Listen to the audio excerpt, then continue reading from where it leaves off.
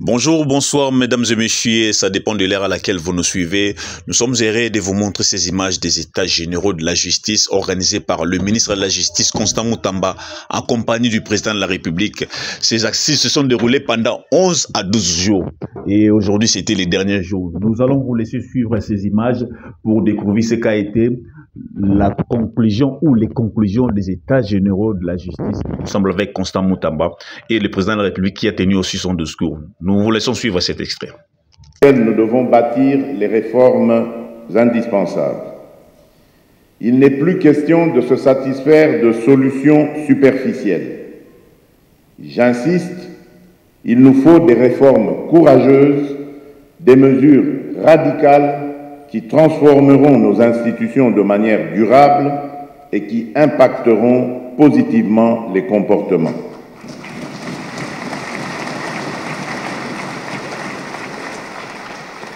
En tant que garant du bon fonctionnement des institutions et magistrat suprême, j'affirme mon engagement personnel à accompagner la mise en œuvre idoine des recommandations issues des États généraux de la justice.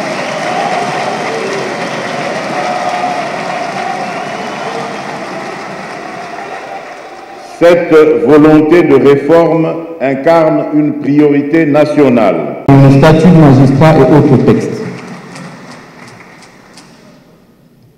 Concernant, Excellence, Monsieur le Président de la République, les textes, il faut une thérapie des chocs aussi à ce niveau-là. Je ne voudrais pas revenir sur la recommandation concernant le Conseil supérieur de la magistrature. La majorité de participants aux assises des États généraux ont opté clairement pour la suppression du CSM et la création du Conseil supérieur de la justice qui va intégrer tous les acteurs de la justice. Parce que la justice, ce n'est pas la magistrature, Excellence, Monsieur le Président de la République. Les avocats, les greffiers, les huissiers, la société civile et même d'autres acteurs ont réclamé désormais de faire partie du Conseil supérieur de la justice, Excellence, Monsieur le Président de la République. Cela va donc nécessiter de toucher à certains textes, aussi bien le texte fondamental de notre République, je cite l'article 152 de notre Constitution. Excellence, Monsieur le Président de la République, concernant le statut des magistrats de parquet et ses rapports avec le ministre de la Justice, il faut clarifier. Le dualisme actuel et même les coups d'anarchie n'aident pas à la bonne administration de la politique criminelle du gouvernement. Les participants, dans leur majorité, ont donc exprimé le vœu de pouvoir revoir la loi sur l'organisation, compétence et fonctionnement des juridictions de l'ordre judiciaire, en l'occurrence en son article 70. Excellence, Monsieur le Président de la République, pour lutter contre la criminalité économique et financière, comme vous l'avez observé, tous les détourneurs des deniers publics, c'est la coule douce et font même des déclarations sur les médias et réseaux sociaux, comme s'ils en avaient le droit.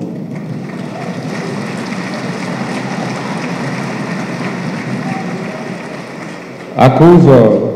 Distingués invités, vos échanges au cours des travaux des États généraux de la justice ont permis de dégager des solutions prometteuses.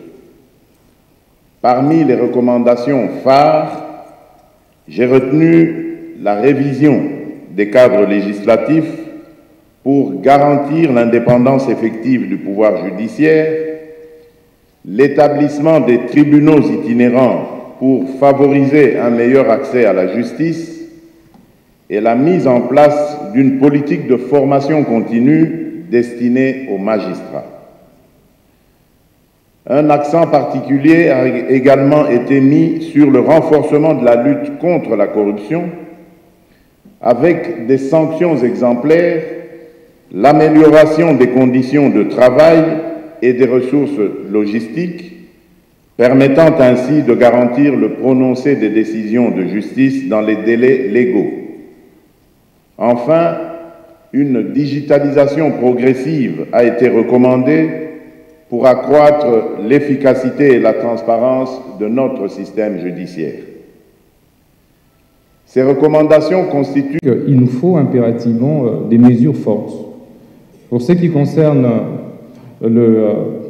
les ressources humaines, le capital humain, nous proposons des mesures et des décisions fortes et drastiques. La révocation des magistrats et greffiers véreux.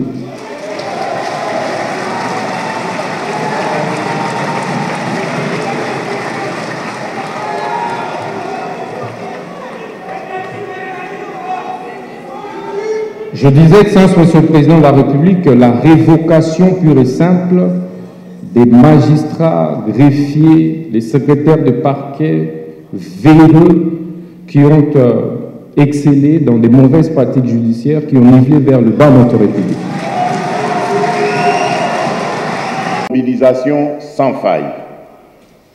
Dans cette perspective, le gouvernement recevra des directives claires pour déployer les ressources matérielles et financières indispensables au succès des réformes préconisées.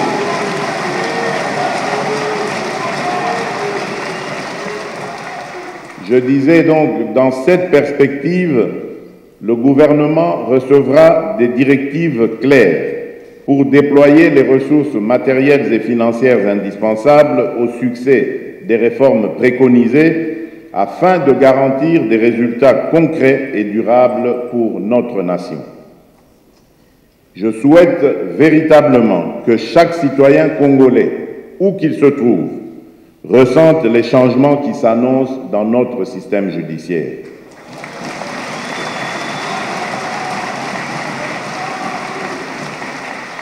La justice est le socle de la stabilité de notre nation, le ciment de la paix sociale et le garant de notre unité nationale.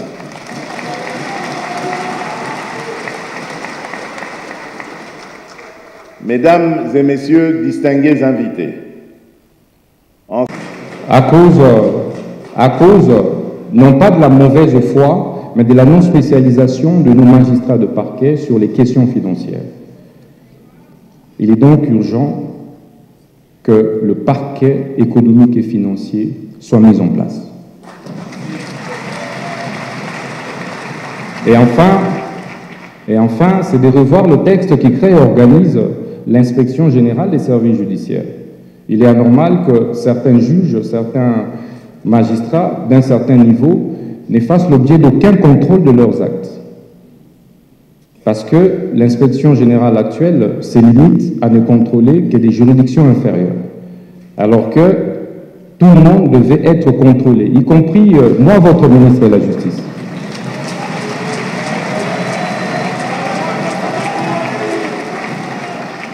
Il faudra donc renforcer le pouvoir de l'inspection générale des services judiciaires, mais également étendre ses prérogatives sur l'ensemble des juridictions, supérieures comme inférieures. Excellence, Monsieur le Président de la République, nous avons également prévu d'aborder la problématique des finances, les moyens financiers. Nous ne saurons rien faire de toutes ces recommandations s'il n'y a pas de moyens financiers, matériels et internationaux pour leur soutien indéfectible, ainsi qu'à toutes celles et ceux qui, avec ardeur et détermination, ont contribué à cette entreprise historique. Ensemble, nous avons posé les bases d'une justice renouvelée et robuste. Bien que la tâche soit vaste, elle reste à notre portée par notre unité et notre volonté inébranlable.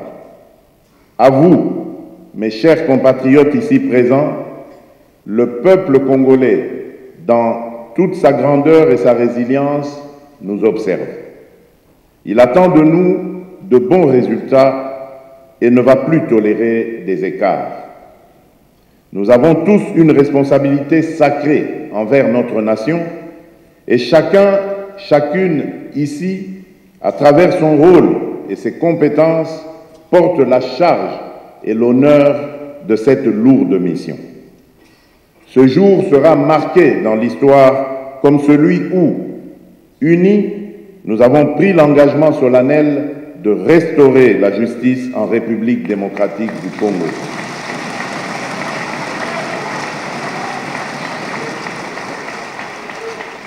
L'histoire jugera sévèrement quiconque trahira cet engagement.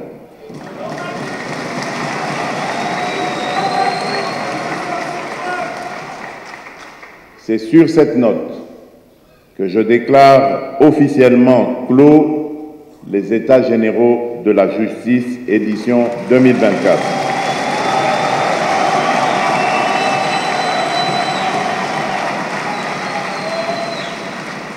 Vive la justice au service du peuple, vive la République démocratique du Congo, que Dieu bénisse notre pays et son peuple. Je vous remercie.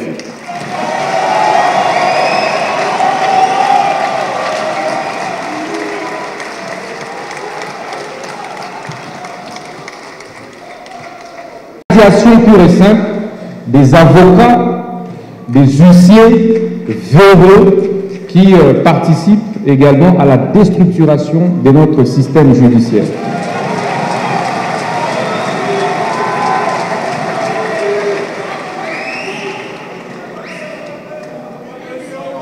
La mise à la retraite anticipée des magistrats greffiers véreux.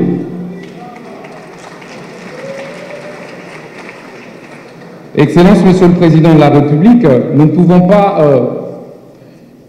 pouvons pas exécuter toutes ces recommandations si les acteurs en présence ne se l'approprient pas.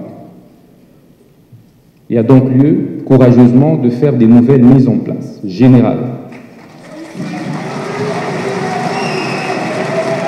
De nouvelles mises en place générales aux statuts, au niveau des greffes, au niveau de secrétaire de parquet, au niveau de l'inspection générale des services judiciaires, au niveau de l'inspection générale de la police judiciaire de parquet.